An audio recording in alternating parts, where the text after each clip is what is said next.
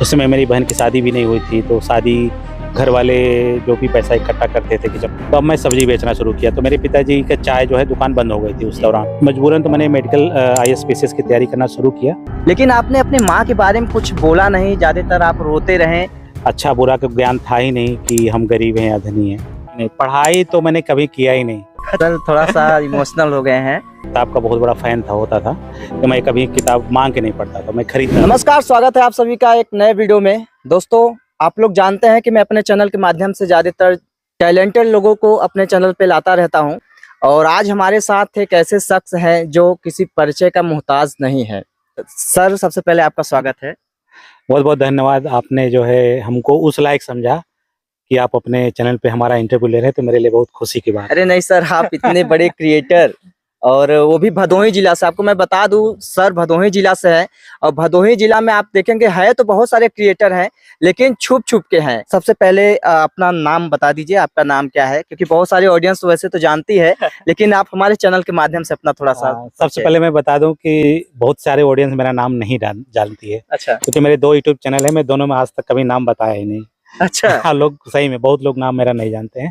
मेरा नाम है रमेश चंद्रा जी। अमेरिका तो आप पहुंच गए हैं, आपकी समय लाइफ स्टाइल भी अच्छा हो गया है, लेकिन इसके पीछे की जो कहानी है वो थोड़ा सा दर्शकों को बताइए। बहुत सारे लोग जुड़े हुए हैं इस चैनल से। जैसे जो हमारे संघर्ष की कहानी है, मेरा ऐसा मानना है कि सभी का अपना अपना एक कहानी होता है। जी।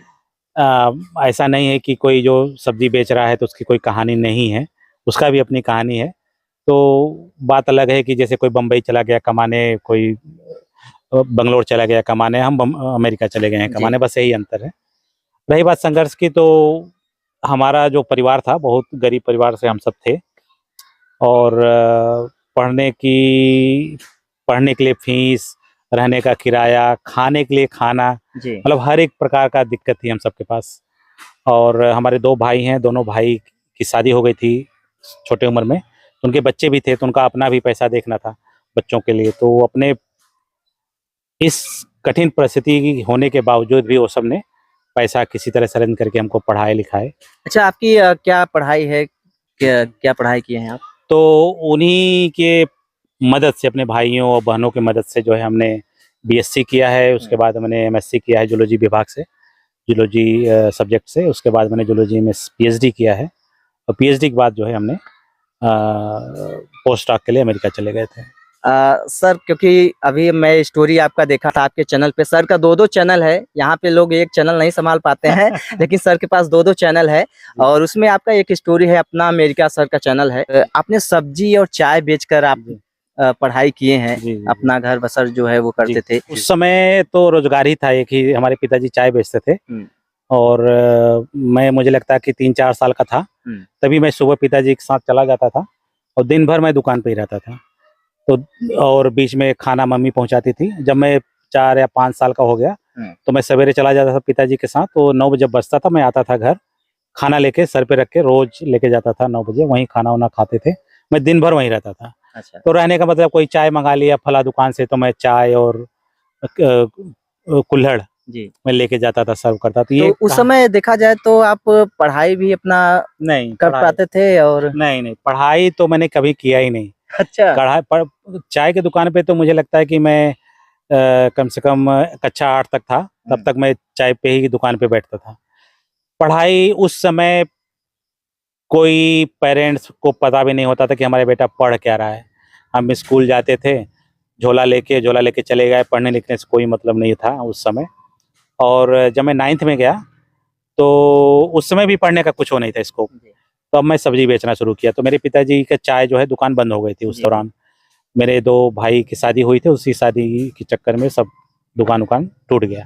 और आप ये कह रहे थे कि आप पहले कपड़े जो है बहुत फटे पुरान ऐसा कुछ जिक्र कर रहे थे। इस समय कोई गरीब नहीं है। कपड़े के बारे में मुझे अगर कहना हो तो ये बात सही है कि मेरे जैसे घर में जब भी कपड़ा आता था, तो मैं हमेशा मना कर देता था, मुझे कपड़ा नहीं चाहिए। लेकिन जो मेरे बड़े भाई के जो पुराने कपड़े होते थे, वो मैं ले लेता था।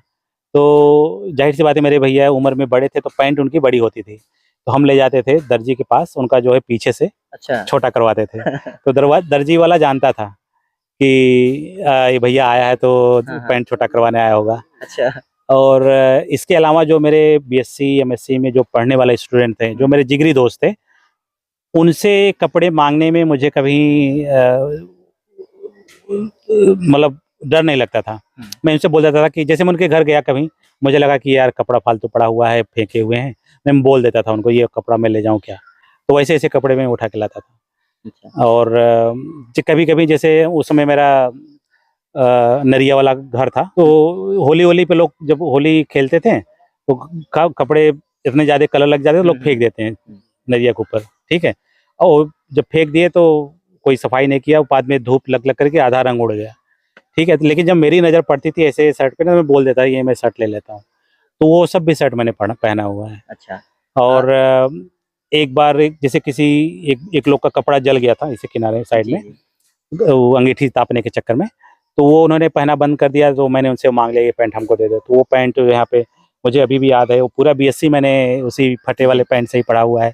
यहाँ पे जो है एक चकत्ता लगा रहता था, ठीक है। तो देखिए तो ये ये सब है, मैंने कर रखा है। तो देखिए बहुत सारे लोग सोचते हैं ना कि इस समय सर अमेरिका में रहते हैं, एरोप्लेन से जाते हैं आते हैं, लेकिन कभी आपने ये नहीं सोचा है कि सर की जो स्ट्रगल वाली जो जिंदगी थी वो कैसी थी। आज मैंने सोचा, क्योंकि अभी आप शायद 13 दिन के लिए आए हैं, बताया गया ऐसा, जी। और सौभाग्य ये है कि सर के पास आए और थोड़ा सा टाइम निकाल करके इनका इंटरव्यू आप मेरे चैनल पे आप लोग देख पा रहे हैं। आप अपना स्टोरी बता रहे थे, तो उसमें आपने अपनी माँ का जिक्र किया था, लेकिन आपने अपनी माँ के बारे में कुछ बोला नहीं, ज्यादातर आप रोते रहे। वो थोड़ा सा हम जानना चाहेंगे स्टोरी, क्योंकि बहुत सारे लोग देख रहे हैं, क्या वो सीन था, मतलब क्यों आप रो रहे थे उस स्टोरी को? आप बताया नहीं थे पूरा, लेकिन आंसू पोंछते रहे, फिर उसके बाद चेंज कर दिए, वो टॉपिक ही चेंज कर दिया आप। पता नहीं ये तो मैं शायद अभी भी ना बोल पाऊँ। अच्छा, ऐसा क्या था? अगर कुछ थोड़ा पता थोड़े नहीं, शब्दों में। मुझे ऐसा लगता है ना कि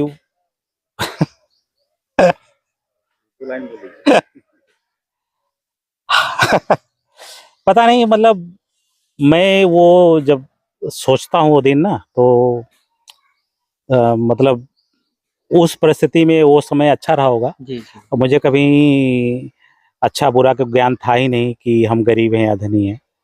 लेकिन अब मैं जब सोचता हूँ वो जी चीज़, जी। तो मुझे सर थोड़ा सा इमोशनल हो गए हैं। जी।